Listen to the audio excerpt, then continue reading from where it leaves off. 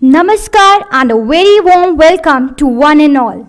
Honorable Chief Guest, beloved Bala Sir, dignitaries on and off the dais, I, Kriti Verma, Student Manager, Balaji Institute of International Business, on behalf of Sri Balaji Society, feels immense pleasure to introduce our Chief Guest, Mr. Rajesh Padmanabhan. Mr. Rajesh Padmanabhan is the Senior Human Resource Executive, has recently been appointed as the Vedanta Group's President and Group Chief Human Resource Officer. Sir has over 29 years of experience in corporate banking, leasing, structured finance, and global human resources. He joins from Capgemini, where he was the Corporate Vice President and Chief Human Resource Officer. His experience spans over the IT, manufacturing, hospitality, financial resources, and represents the several industrial bodies and international forums. He has also worked as an executive vice president with Oberoi Group, where he was responsible for the group human resources and Oberoi Center of Learning and Development. He brings in a fine mix of business and human resource background. Sir is academically a double master's in human resource and finance from the University of Mumbai. Now, I may request Mr. Rajesh Padmanabhan to kindly share a few words with our student manager in order to evoke them. Sir, the stage is all yours.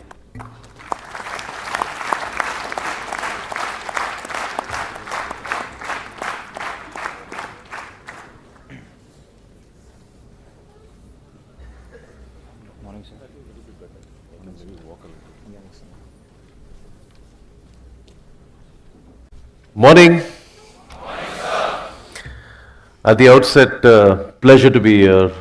Absolutely delighted. I have plenty of nostalgia as far as the Balaji Group is concerned. I've been coming here for the last 15 years, if I recollect. Though not continuously every year, but I've been in touch. So at the outset, thank you so much, Bala sir. Directors and professors and teaching staff of the Balaji Institute and the groups. The non-teaching staff as well. I should never forget the non-teaching staff. That's one, section of the population normally we forget, but they are strong pillars as well, which one has got to remember. And of course, you all, the student community, with which I have been fortunate to keep interacting all through my 3 decades of corporate experience. I'm not going to stand here and preach and say things that you can possibly get from the books.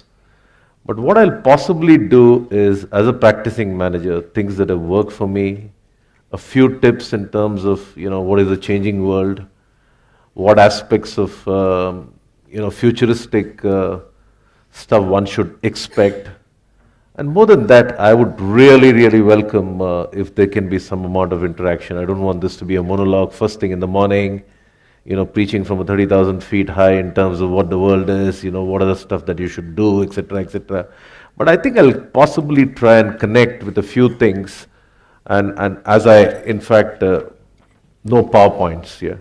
I've been so used to PowerPoints. So if I run PowerPoints, I'll only flow exactly in the way a PowerPoint would flow. So I normally, when I speak to the students, I avoid the PowerPoint flow, because in corporates, we keep doing this all through.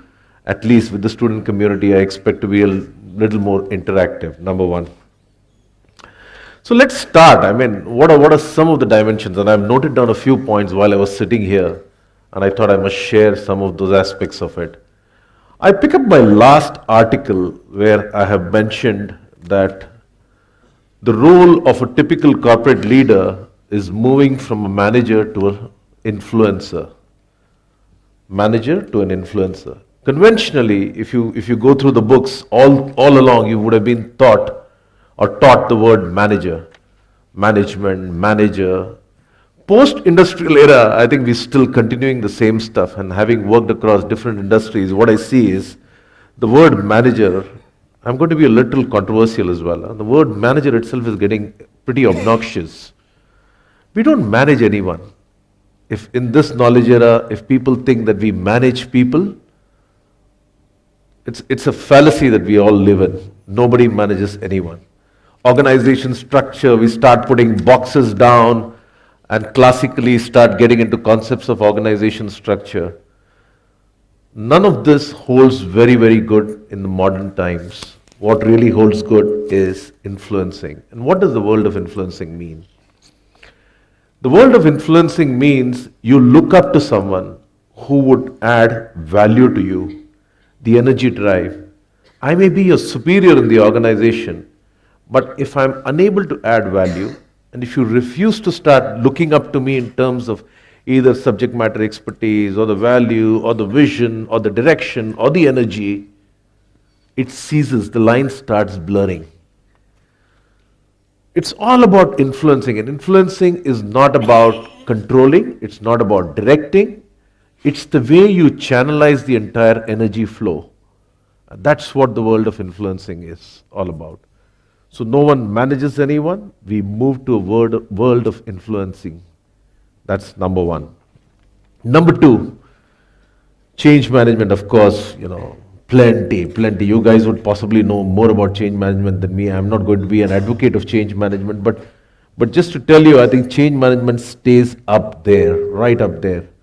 And you would have said change is something which is a constant, change is something which has got to be with you all the time. I say change is business as usual. Change is something which you don't need to follow, but you need to be part of it. You need to drive, you need to lead. You need to start thinking at all points of time. It's something which is genetic now. An ingredient, whether you're self-employed or in the corporate or living your life, change is something which one has got to keep up there. So it's a competency which is not just in the corporate world, but it's a life competency, I would say. It's something which is absolutely up there. Number three, and this is the third stuff that I'm talking about, is something which is becoming a little scarce. A lot of people start getting into the higher levels of the organization, start believing that they are the management of the organization. And over a period of time, you realize the executional capability starts coming down. So the third capability is something which I called as make things happen, or effective doers. How to really execute diligently, how to make things work is something which is very, very critical. No amount of planning.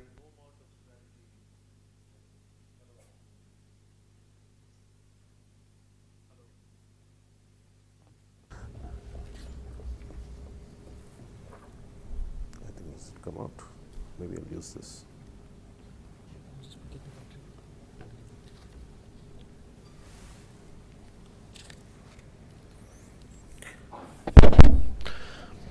The third one that I was talking about, make things happen, execute diligently, and that's the ask of any corporate success formula. You may have the best of strategy, but if you do not know how to execute it, you fail miserably. That's the third critical competency that I would say. The fourth one, I think linked to a lot of. The fourth one is the people leadership and the team dynamics. No amount of individualism is going to take you anywhere. I'm sure a lot of you are toppers, a lot of you are individually excellent. But as you keep going in the era of either corporate or anything that you do, you got to believe how to synergize and how to make collectivism work. And for large groups as ours, that's something which we keep on doing all the time. While I possibly stop on the capabilities here and want to express the Vedanta group dream, and we have very, very big dream. The dream is very simple. I can articulate this in just one sentence, and it brings a lot of thrill in our spines when we talk of a vision as simple as this. We believe we can contribute 1% of the nation's GDP.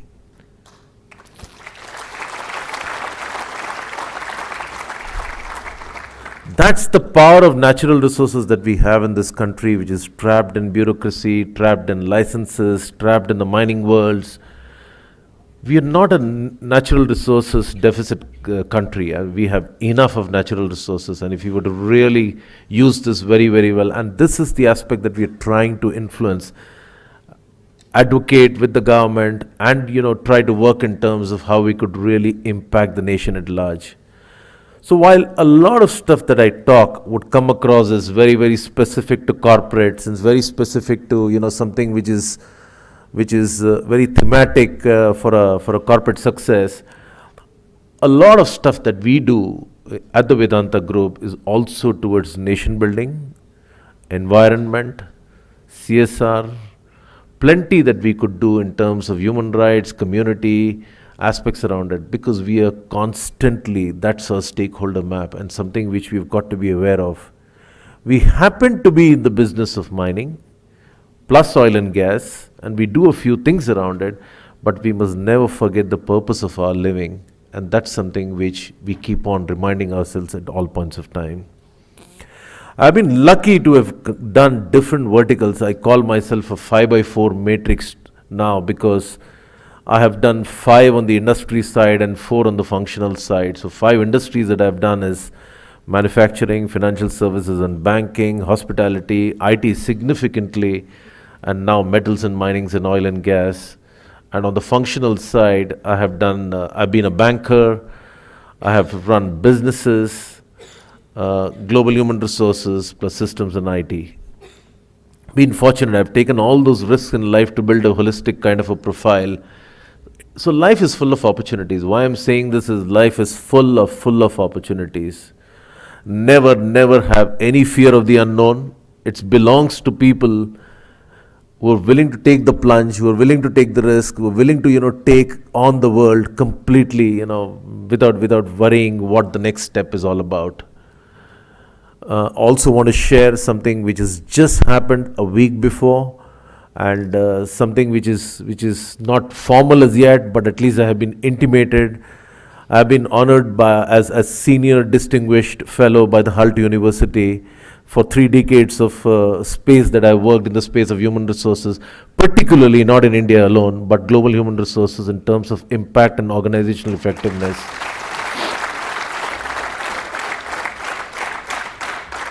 It's good to share with the academia, with the institute, with the student community, and it's by no means by any sense of pride, but with a lot of humility in terms of what one can do. A lot of people say, you've achieved a lot, you've done a few things. I say when you work for so many years passionately and you believe what you're capable of and what you really set out to do, things will come your way. Just be passionate about what you need to do and keep going the particular march, and I think success is all yours. I did touch 4 competencies. I want to carry on. Business pioneering and business sense and business acumen. Any space that you want to own, all of you are going to be out there. I just want to put one thing to test. How many of you would want to be on your own? Would want to be on your own post completion of your degrees here? How many of you want to set up something on your own? I can still see about maybe 25%. How many of you want to belong to the corporate world?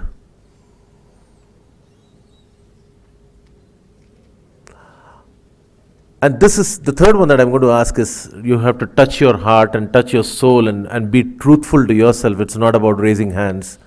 How many of you genuinely believe that you owe something to the country, to the planet, to the society at large, to the world at large, something in terms of giving? Be truthful, yeah. I think that's quite nice, yeah. I think that's the world, and that's the difference. So if I were to look back maybe 3 decades ago when I started and when I was possibly one of you, our tasks were very limited, our goals were very limited, choices were very limited. You live in an unlimited world which is governed by so much of opportunities. Just tap the right stuff and believe in what you can do, and the world is yours. Coming back to business sense and business acumen, this is another competency you've got to completely believe. So whatever be your purpose, whatever is your purpose, be a business domain expert in that. Completely know it in and out, and not just limit yourself to a small section of either the locality or the country or the industry, but be global in your mindset.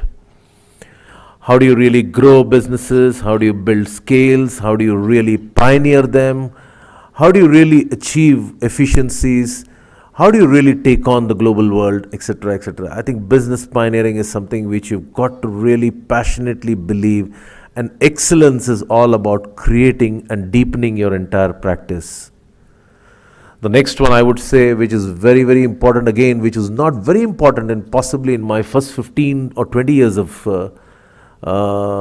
corporate area when I was particularly working with ICICI, but later on realized, and today it's a competency which I would say stays with you all the time, and that's cost competitiveness. So, profit shaping, cost competitiveness, you've got to be aware of what every single penny you spend. Every single penny spent is something which you've got to be aware and conscious of. So, people say when the going gets tough, your bottom lines are tightened, you won't get too much of spends, people come down on learning and development budgets, you don't get to go for offsites, you don't get to travel business class, all the kinds of stuff that typically corporates would do. But now I believe it's something which you've got to sustain. So cost competitiveness, profit shaping is a very, very key capability that one has got to develop. Why I'm saying all this is not theoretically, but something which I have seen, which are very, very critical, and you go with a lot of aspirations out there to the floor. I could gather about 50 to 60% of you want to get into corporate, maybe 20 to 30% of you want to set something on your own. It doesn't matter. It doesn't matter whether you're doing something on your own, whether you're in the cause of an NGO or nation building, or whether you are out to do something on your own. These competencies that I'm telling you, you are not something which you will get from the books. Pure practicing manager competencies is what I'm sharing with you. Strategic thinking. How many of you know, how many of you possibly want to take a chance? I'm asking a question. So how many of you can define what a strategy is? Want to take a shot? Any one of you? Very simple definition, yeah. Maybe can we have the mic there? Yeah. Strategy is a grand plan which is used for tackling the short-term difficulties. As well as Okay, how many of you agree with him? How many of you have anything more to add? Good beginning. Good beginning. We keep hearing management is all about strategy, strategic work, strategic thinking, strategic workforce. We use strategy, and possibly sometimes we use it with a complete lack of awareness. So I'm just building steam in terms of what strategy is all about. Anyone else wants to take a shot or build from where we've left? Can we have some mics around maybe to make it a little more chatty? Yeah. Strategy is a plan that is built to achieve the long-term objectives of the company. Okay, good. Any more bills? I'm not agreeing or disagreeing, but just keep contributing so that we get into the right. Maybe we'll ask for two more and then, yeah. Hello. Strategy is a course of action which helps us to get from where we currently are, from where we want to be. Okay, good. From to, okay. One or two more, then we stop maybe, yeah. So strategy is a type of a blueprint or a plan to achieve a goal for a longer period of time. Sure. I'll just take one more. Just take one. Can we have the girl there? Strategy Yeah, in simple word means a comprehensive plan of action. Sure. Sit down, Chal. Let me explain what strategy from a practicing manager standpoint, and I'll just give you 4 ingredients. Put any strategy document to test through those 4 ingredients, and if they're not there, it's not a strategy. So all of you possibly know the books, know the definitions, know much more than possibly I do, but in workplace, if these 4 elements are not there in a strategy piece or a strategy paper, they're not there. Strategy needs to have a vision, a goal, action, and results. Let me explain. It needs to have a dream. It needs to have a destination, number 1. Number two is it needs to have something which is quantifiable, which you can touch, look, relate, and feel so that you go there. That's the goal part of it. Third one is action. It needs to have an action plan or an operating plan which gets broken down. All of you said plan, plan, plan. So I think that's the aspect of planning to get there. A to B, somebody said. That's the A to B. And the last one is you should know how you're tracking results. And if you have an opportunity, you can course correct. These four ingredients you won't get anywhere in the books, but I can tell you, if you're able to practice these four, you would get your basic insights on strategy clear. Yeah, remember this will be possibly handy for a lot of you. Yeah, and this is the competency which I call as the seventh competency. People say, you've got to be strategic. Question yourself, reflect. If these ingredients are not there, you're possibly not strategic. Yeah. Let's move to the eighth competency. The eighth competency that I define, and I have been extremely fortunate, I must say, because I started getting global without even realizing that I'm getting global. I've had the privilege of working in many, many countries that possibly we wouldn't even have thought of. As possibly the first global head of HR out of this country who took human resources out of the country without having any kind of a precedence, I say with a lot of pride that I built a capability which is cross-cultural. I lived in China, I worked in China when manufacturing was at its peak. I took startups in US, I did East Germany, I've done a lot of work in Southeast Asia, I've worked in Middle East, I've done a lot of work in Europe, UK, done acquisitions, South America, Venezuela, Colombia, Mexico, you name it. I think life has been extremely fortunate because I did something which no one else would have done. I was a corporate banker as my profile was read out. I took the plunge into HR. I did have an academic degree in HR, but I said, let me try and do something different. So when I took the first plunge and then I realized that I was going very steep, I wanted to discover the world. I realized that here was a world which is completely virgin and nobody knows how to do it. A lot of multinationals did come to India to set up plenty of companies, and this has been on, for a number of years. So it's not very difficult to adopt what the multinationals do.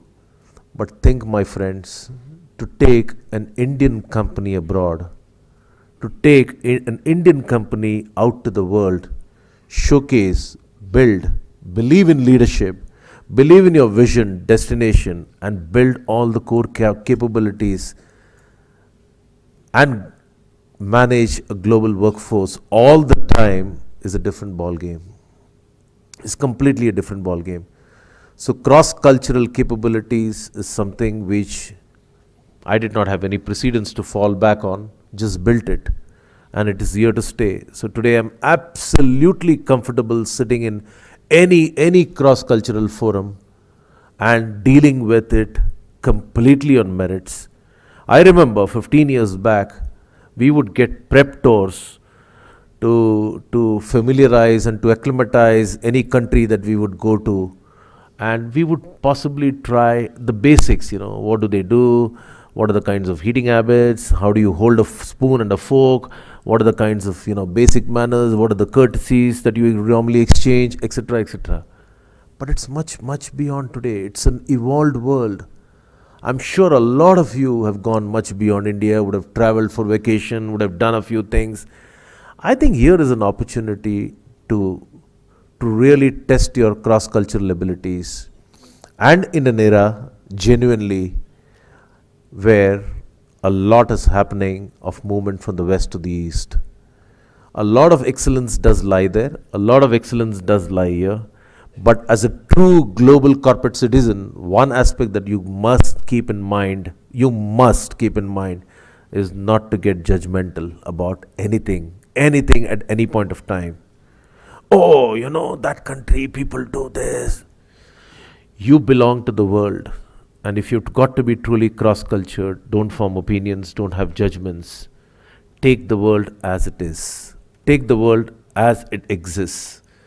Embrace the world, embrace practices, embrace culture. Don't ever have opinion about any person, people, country, or, anything in particular. So the more and more you do, the more and more you lock yourself up in terms of your development journey. And this is possibly the most difficult competency. It comes through a lot of hard work, lot of practice, plenty of mistakes, but that's what life is all about. If I were to possibly narrate so many instances of mistakes that I did, so many mistakes, but they've been learnings for me, all through my life. I was told to be here at 9, I was here at 8:30. I've kept adequate margin. It's basically people who are cross-cultured are extremely sensitive to time. It's not something which I was born with. I learned that. Every minute is important. I do have appointments today which are 9:10 to 9:30, and I was delighted to see your agenda which is broken down into minutes. It's all about committing yourself, respecting time, respecting culture, respecting the world the way it is, and being truly cross-cultured. Cross-cultured is not about knowing what the Americans do, or what the Brits do, or what the Germans do, or what we Indians believe in, or what we are God's gift to mankind when it comes to intellectual capabilities. All those fallacies, all those stuff actually pulls you down. Let's remember to be true global citizens and adopt this cross-cultural aspect of it, in a very bold, in a new way, and that's the world for you. Collaboration, I think again, something which I practice a lot at the leadership development area in every single assignment that I've done, and that's something which I'm very passionate about. Collaboration. I think a lot of stuff we do bring to the table.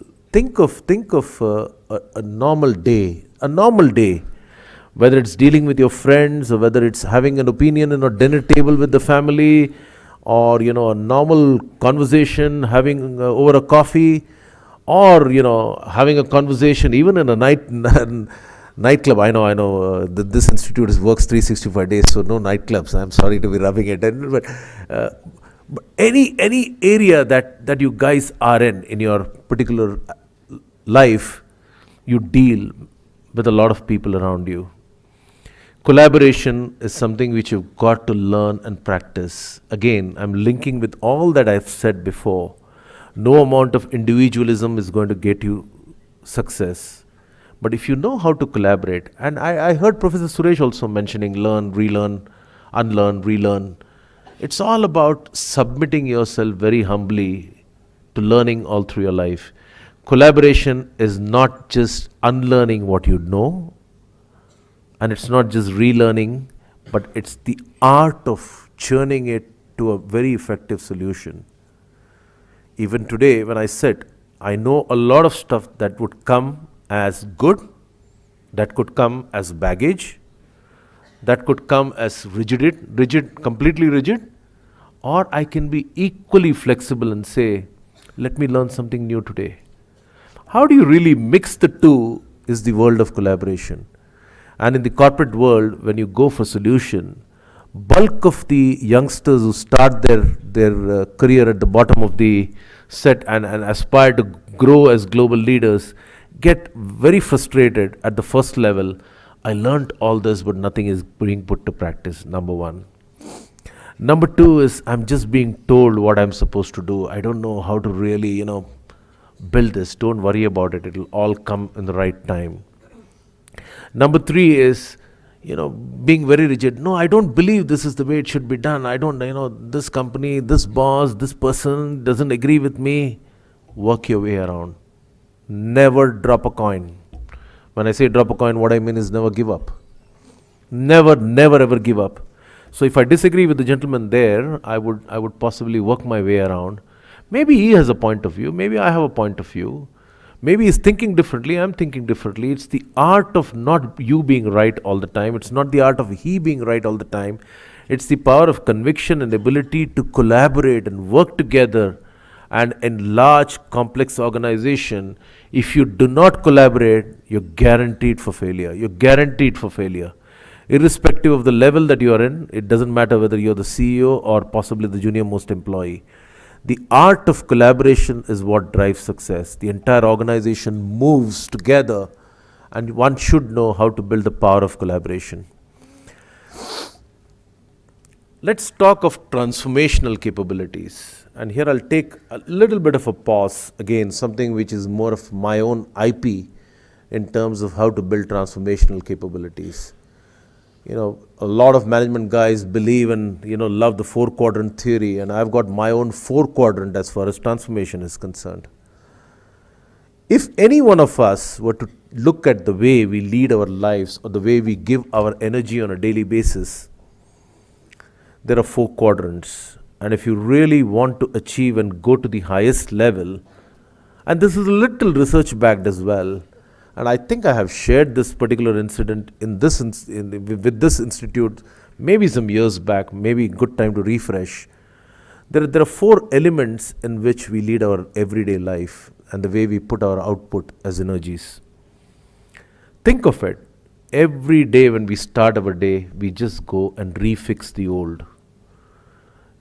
So things which are pending as of yesterday, things which have got to be completed as transactions, we just keep on fixing without knowing what needs to be done.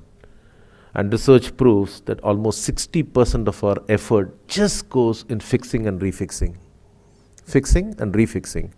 Refixing is something which is trickled from yesterday or the previous, whatever period.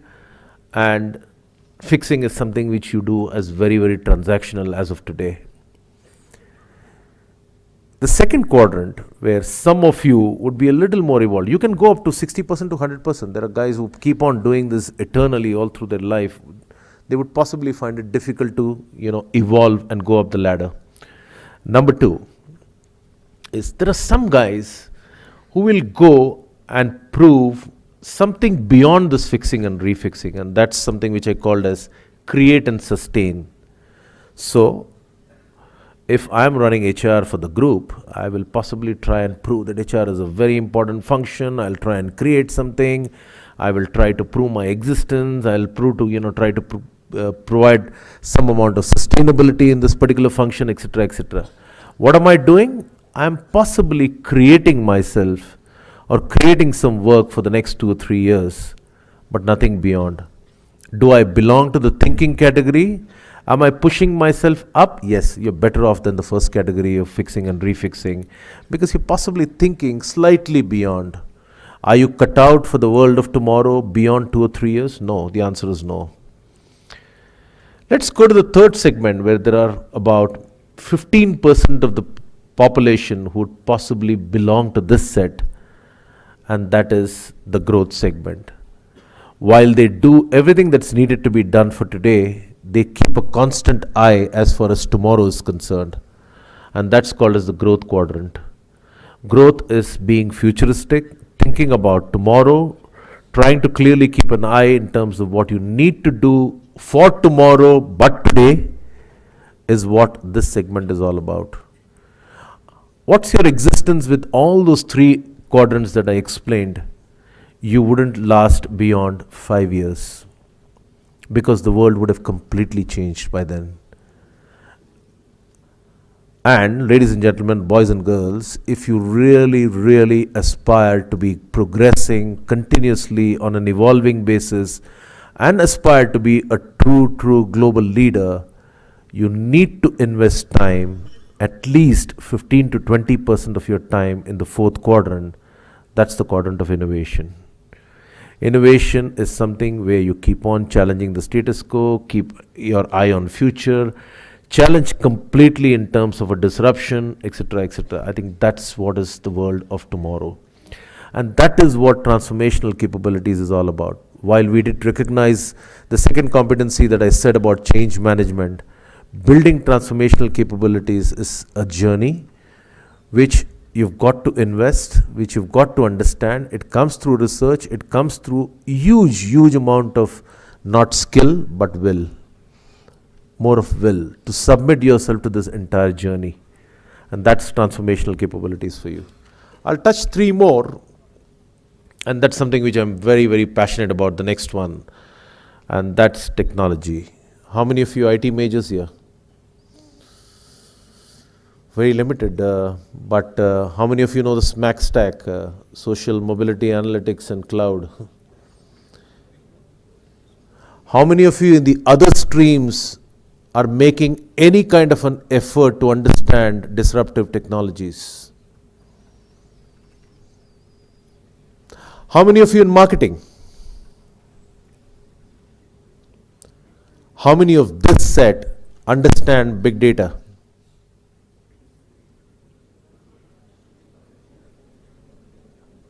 There lies the answer. There lies the answer. I was possibly, student escort who was coming with me. Where is Rahul? Where is Rahul? Rahul not to be seen.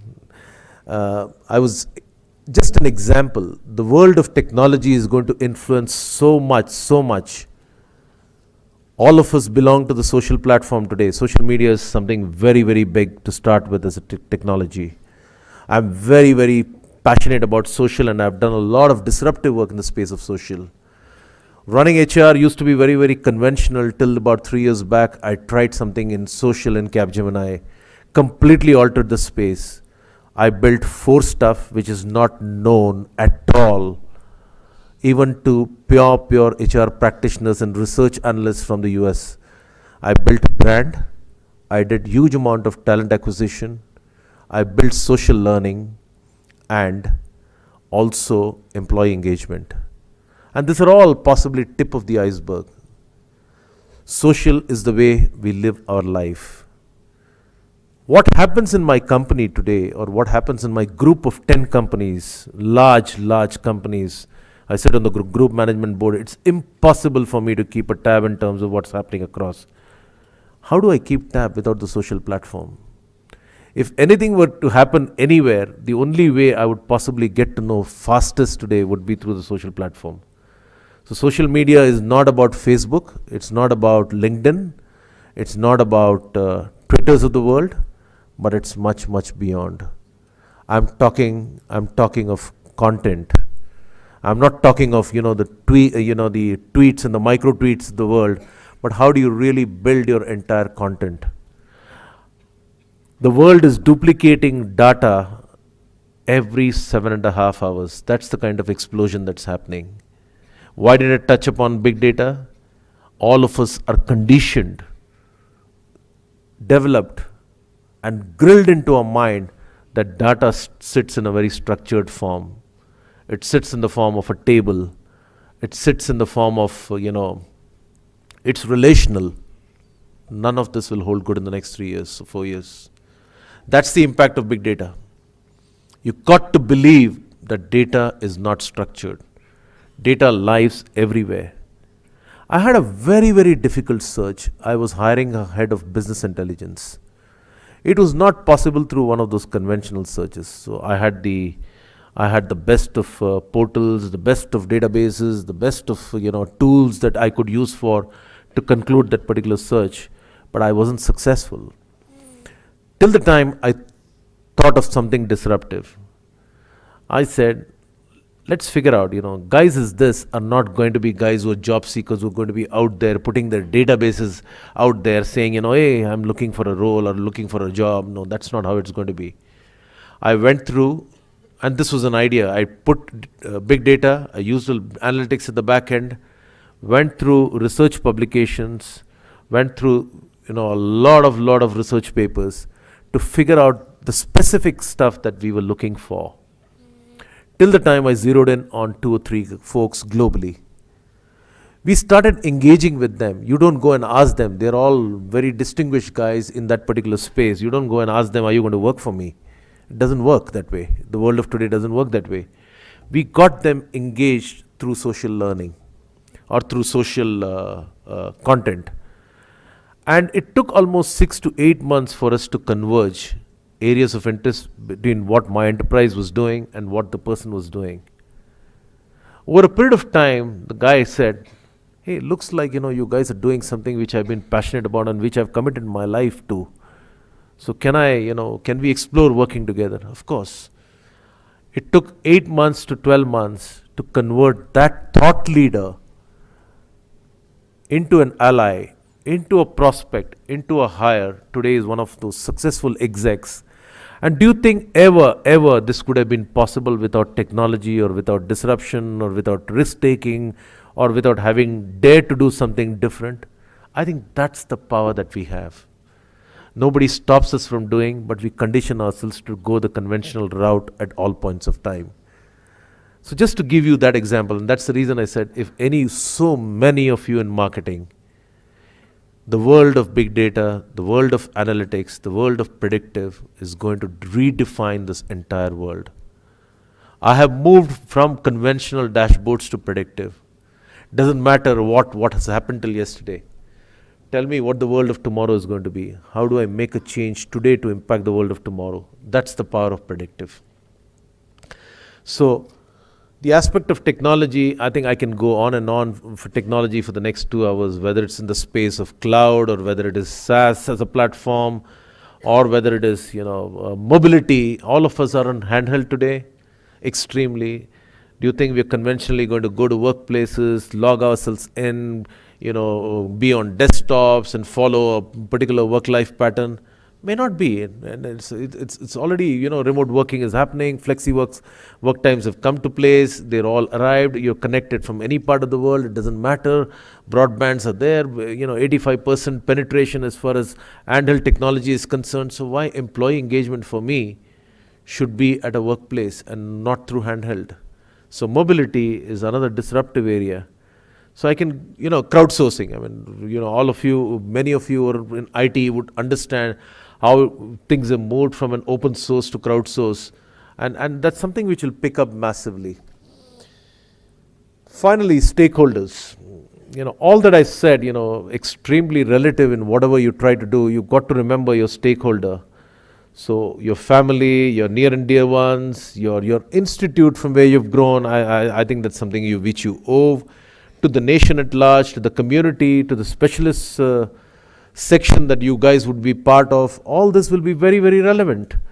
So stakeholder map is something which is relevant as well. And finally, my last message, which is competency number 14, is don't build leadership competencies just for workplace. You need to build leadership competencies for life. Having the right set of values, having the right purposeful living, knowing why you exist, what is that you're going to do, what is the footprint that you're going to leave, and why is the world and what for the world would remember you is something which you've got to remember and live a purposeful life. I think that's the advantage, that's the challenge, and that's the benefit of living in a very, very modern era. The timing is absolutely brilliant. We are all living in a ray of hope so far as the new government in this country is concerned. The world at large is getting extremely redefined, but it belongs to thinkers, influencers, doers, executors, and above all, people who believe in themselves, have the power and conviction to take that extra mile and walk up to the last stretch and say, wow, this is why I lived my life. Yeah. So I've touched upon everything that I could possibly try and touch upon. So I'll pause here. Yeah. And let's make it a little interactive. Feel free to ask me a few questions. Even if they're not questions, if there's any thought or a suggestion, because I'm not come here to preach alone, I would love to take some takeaways from you guys as well. So anything that you can possibly share with me as a thought, suggestion, feedback, or a comment, I would genuinely appreciate. Floor is yours. Thank you so much. It's been a pleasure talking to each one of you. Yeah. And Good morning, sir. So you have talked about cross culture. So when we're talking about cross culture, the biggest problem is about conflict. So what do you think that is there any correlation between the cross culture and the conflict? And if so, then how we can eradicate or reduce the conflict? I'm glad you asked this, because for me, I would never use words as problem. I would never use words as conflict. Conflict, when does a conflict happen? Conflict happens when there's a difference of opinion. And why does a difference of opinion happen? Because your back end is something that you believe in. Why do two people fight? Why do two people have difference of opinion?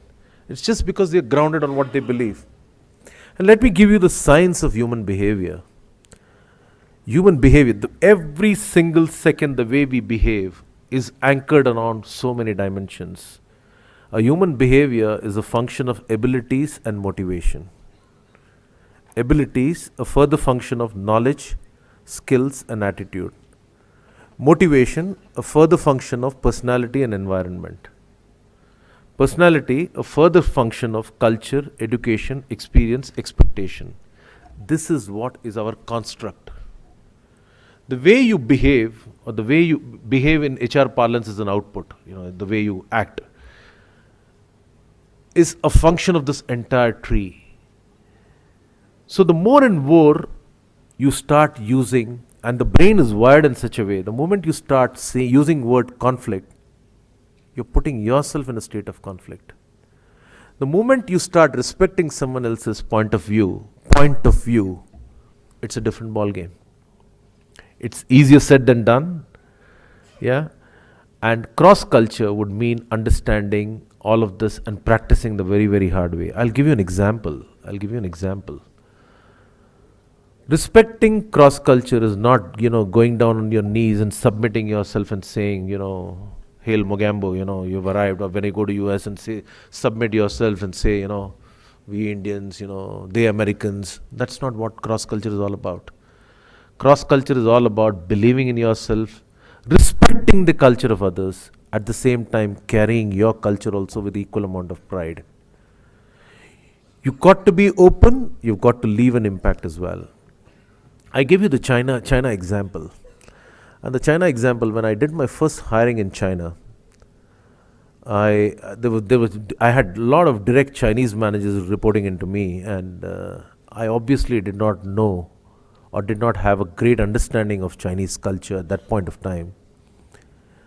And when I was hiring, I possibly rejected almost the first 4 or 5 candidates till the time I saw there was a pattern which was consistent.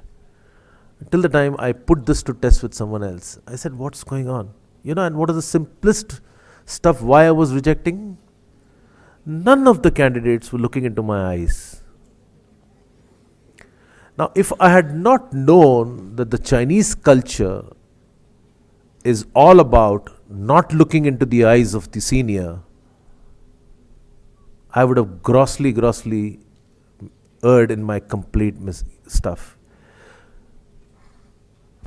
Their culture is all about sequential instruction taking, following it, not looking into the eyes of the stuff. But they are a hugely successful country in the world. The amount of disruptions they have done in the last decade tells you a whole host of stuff. So can we believe all the leadership competencies that we spoke here would be blindly applied in a place like China? It won't work. You got to respect that, and you got to understand that, and you got to amend your way of thinking. The moment you start tweaking it differently, you understand how to respond to that particular situation and alter your behavior as well, and start respecting culture. It's all about that. It's all about understanding, respecting, and really wanting to know. All of you, I would say, irrespective of whatever you're doing, are going to deal with global workforce, global audience, global stakeholders, and this capability is something very, very critical. As I said, I learned the hard way. Even in some countries, I was very close to getting arrested, not because of intent, but because of lack of cultural sensitivity. And I don't mind sharing it. My first instance of hiring in China, in the US, which is very, very sensitive on anything personal that you ask. And we're talking today, possibly a whole audience here knows. I'm talking of, 15, 17 years back when we had no clue. and we were a cross-cultural forum. So the guy, local national that we wanted to put on the job was a Swiss guy. The HR manager was an American lady, and the third guy was Costa Rican, and I was the global head of HR, an Indian, and we were hiring Americans, locals, and we made a lot of mistake.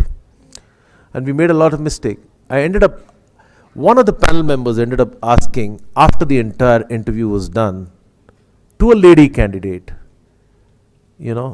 so everything is good. Do you have anything to ask us? And when are you available? A statement is when are you available put us in trouble because it was culturally insensitive. Actually, what the person meant when are you available was what's your notice period and when can you join? It's as simple as that. But the sensitivity of how you put across in different nations, you got to know. Yeah. So you can make mistakes, but the intent is what has got to be explained. And the moment we explained, she got up in a complete frenzy mood. I mean, she was saying, "Excuse me," and we would have been behind bars for that simple statement of what we made. One of our co-panels made.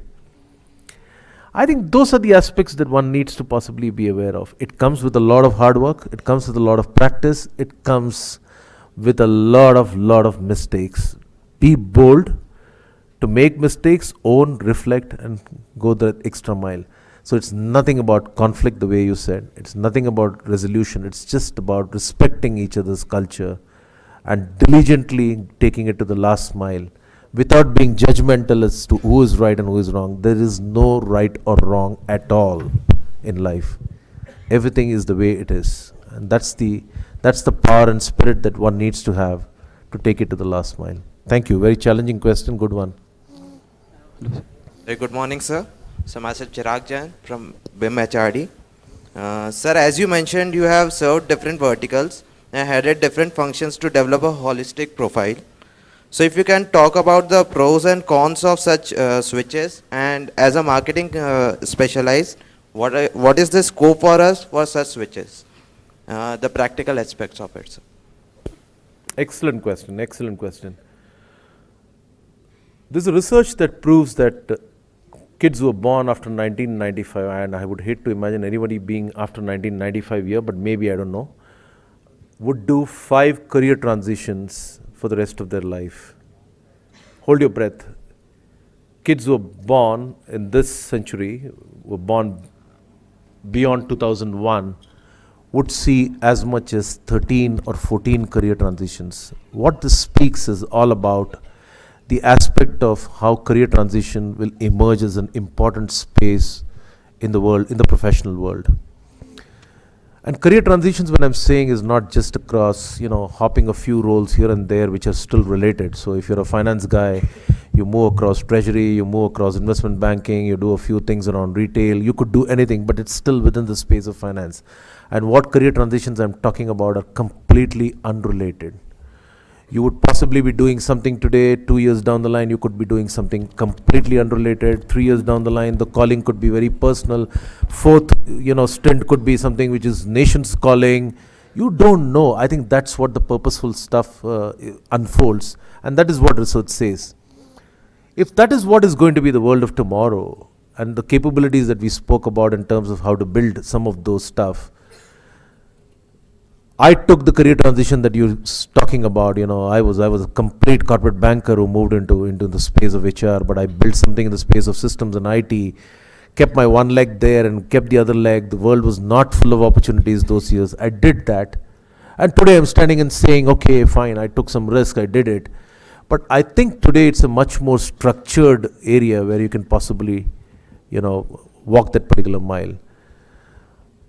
A lot of stuff that I spoke about in terms of capabilities is all our belief or the world of competencies that tells you that this is what you are, this is what your skills are, this is what you've come to the world for, you are good at this, leverage this, and possibly you get blinkered and you keep siloed and you keep moving that particular path.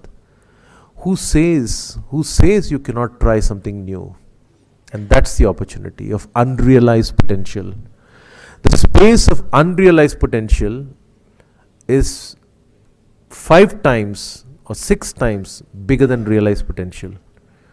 So if you were to ask me, I would say there are still so many things that I have not discovered about myself. So many things. That is what unrealized potential. We believe we've come to the world to do what we are doing, and we keep doing till the time we realize that we've run out of time and there were so many things that we have not done. I think that's the aspect of career. So one has got to take risk, move across, and possibly, do whatever is possible. Yeah. Maybe 1 or 2 more questions and I possibly would want to, hang up. Good morning, sir.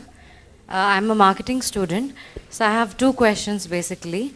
Having completed your academic degree in HR, what made you opt for finance? And the other one is, when you chose to take your company global, did you have any obstacles? And if yes, what were those? Great. I did my master's in HR, but I joined the space of systems and IT first, and then became corporate banker when the economic liberalization had, opened up. But I still would say I built something relative because, I was still an SAP functional consultant before I hopped into HR and the IT space fully. So I did a few things, but I built it in a way. Being a risk taker, I did take the risk of completely leaving my line function, moving to the staff function as HR, because I believed in myself. I believed that the space belonged to line guys, because I must confess, those years I was extremely frustrated at HR, saying, these guys will always draw responses out of the rule book. They will say the policy is here, the policy is not here, you do this, you don't do this. And I said, these guys don't understand what this business world is all about. And they're extremely conventional, extremely siloed, and they've never worked in businesses and they can't relate what value or difference they are adding. So when I started cribbing, I said, let me convert this problem into an opportunity and into a solution. And that's when I said, I have a master's in HR. Why can't, I test this out? So when I went and spoke to my CEO and said, I want to do HR, he said, are you okay? You're a customer facing guy. You don't belong to this space. Are you sure it's a staff function? I said, no, I can see the world of HR as something different and bigger. Can I try it out? He says, yeah, try it out. But I would say, take your time. He wasn't convinced at all. He said, can you take a week and think through and then still say you're grounded with that thought? And I brought in the convergence of understanding systems and core banking solutions in the space of systems and IT. I understood core banking as a banker. And here was an untested tag of, HR. I said, what risk, what can go wrong? I burned the bridges behind. And from that day, I have never looked behind. And I kept vertically going up the space of HR till the time I built whatever had to be built. And it is just the power of conviction, taking the right risk, believing in yourself and walking, making it work. To answer your second questions, mistakes, numerous. I think I spoke of a lot of mistakes that came along. I think, the aspect of sometimes thinking with your heart and deciding with your,